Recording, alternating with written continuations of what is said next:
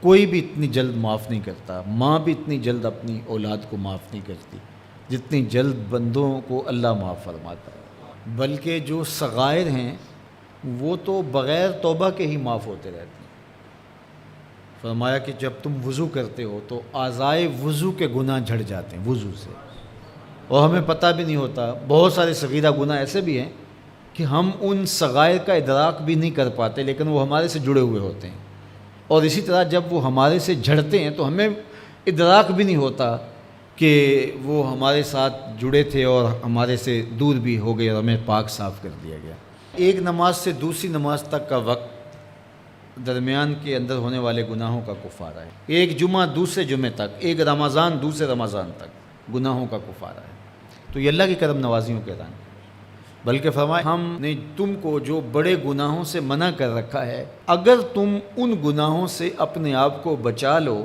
تو ہم اس کے صلے کے اندر تمہارے چھوٹے گناہ ویسے ہی معاف کر دیں۔ ایک تو ہے کہ تم وضو کرو گے تو جھڑیں گے، ایک تو یہ ہے کہ تم کچھ اعمال کرو گے تو اس کی برکت سے یہ گناہ ساتھ جھڑ جائیں گے، لیکن اگر تم بڑے گناہوں سے بچتے رہو گے تو ہم تمہاری اس بات کا اعزاز تمہیں دیتے ہوئے کہ تمہیں اللہ کے حکم کا پاس ہے اور تم بڑے گناہوں سے بچ رہے ہو، اور جو چھوٹے گناہ تم سے سرزد ہو گئے ہم اس بڑے گناہ سے بچنے کی وجہ سے وہ ویسے ہی تمہارے سے ہٹا دیں گے، تمہیں صاف کر دیں گے اس طرح۔ یہ کتنی کرم نوازیاں ہیں۔ اور اگر تم نیکیاں کرتے ہو تو نیکی بھی تمہارے گناہ کو مٹا دیتی ہے۔ اللہ کے محبوب علیہ السلام نے جو 3 وصیتیں کی تھی تو ان میں سے ایک وصیت یہ تھی کہ گناہ تم سے سرزد ہو جائے تو اس کے بعد تم نیکی کرو۔ کیوں؟ تم ہوہا، جو نیکی ہے وہ گناہ کو مٹا ڈالے گی۔ یہ کیسا اس کا الوہی انتظام ہے کہ ہمارے گناہوں کو مٹانے کے لیے کتنے سامان رکھیں۔ چھوٹے گناہ سرزد ہو گئے ہیں تو وضو کرنے سے، نماز ادا کرنے سے معاف ہو گئے، صدقہ کرنے سے معاف ہو گئے، کسی کو مسکرا کر ملنے سے معاف ہو گئے، رستے میں پڑی ہوئی چیز ہٹا دی تو اس سے معافی ہو گئی، دروشی پڑا تو گناہ معاف ہو گئے اور خطائیں دھل گئیں اور درجات بلند ہو گئے، اور نیکی کی تو ساتھ گناہ بھی معاف ہو گئے۔ تو باقی رہی بات کہ کبیرہ گناہ، بڑی بڑی باتیں، تو شرک سے بڑی بات تو کوئی نہیں ہے، سب سے بڑا گناہ تو شرک ہے، لیکن اگر بندہ توبہ کر لیتا ہے تو اللہ شرک کو بھی معاف کر دیتا ہے۔ ایمان شرک سے برات کا اظہار ہے تو شرک بھی معاف ہو گیا، ورنہ شرک معاف نہیں ہے، اور باقی کبائر بھی توبہ سے، رجوع اللہ سے معاف ہو جاتے ہیں۔ یہ کتنی اس کی کرم نوازیوں کے رنگ ہیں کہ اس کے حضور جب آپ آ جائیں اور اپنی معذرت پیش کر دیں تو وہ بندے کو شرمندہ نہیں کرتا کہ تم نے یہ کیا۔ جب بندہ کوئی جرم کر بیٹھتا ہے، کسی سے زیادتی کر بیٹھتا ہے اور حقیقی زیادتی ہوتی ہے،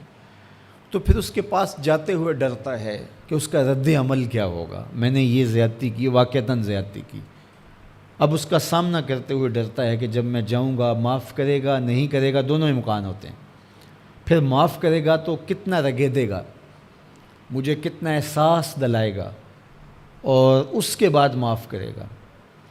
تو بندے کے قدم اٹھتے بھی ہیں اور کئی وسواس اس کے ساتھ جڑے ہوئے ہوتے ہیں کہ معافی ہوگی یا نہیں ہوگی، اور میری تذلیل ہوگی یا میری کیا صورتحال ہوگی، کسی سے بھی معافی مانگتے ہوئے۔ اسی لیے لوگ اڑ جاتے ہیں، بعض اوقات وہ جانتے بوجھتے ہوتے ہیں کہ ہم نے یہ زیادتی کی ہے، اپنے بھائی کا دل دکھایا ہے، حق مارا ہے، زیادتی کی ہے، لیکن وہ اس احساس سے بچنے کے لیے تو پھر آہستہ آہستہ آہستہ آہستہ وہ اس کے عادی ہو جاتے ہیں۔ لیکن آپ اور میں گناہ کرتے ہیں تو گناہ کرنے کے بعد جب خیال پیدا ہوا کہ معافی مانگنی چاہیے، تو جب ہم وضو کر کے قدم اٹھاتے ہیں توبہ کے لیے تو ہمیں کوئی ایسا وسوسہ نہیں ہوتا کہ وہ معاف نہیں کرے گا۔ بلکہ حضرت داتا گنج بخش علی حجویری علیہ رحمہ کشف المعجوب میں ایک بزرگ کا قول نقل کیا کہ جس نے توبہ کی اللہ نے اسے معاف کر دیا۔ تو پھر ایک دوسرے بزرگ کا قول پیش کیا، کہا نہیں ایسا نہیں ہے کہ جس نے توبہ کی اللہ نے اسے معاف کر دیا، بلکہ یہ ہے کہ جس کو اللہ نے معاف کرنا تھا اس کو توبہ کی توفیق دے دی۔ وہ خود کہتا ہے نا کہ توبو الی اللہ، میری طرف آؤ، رجوع کرو اور میری طرف آ کے اپنے گناہوں کی معافی مانگو، تو اللہ توبہ کے لیے بلا رہا ہے، تو جب بلا رہا ہے تو اس کا مطلب ہے معاف کر دیا تو بلا رہا ہے نا۔ اب اگر اس کے باوجود بھی کوئی نہیں آتا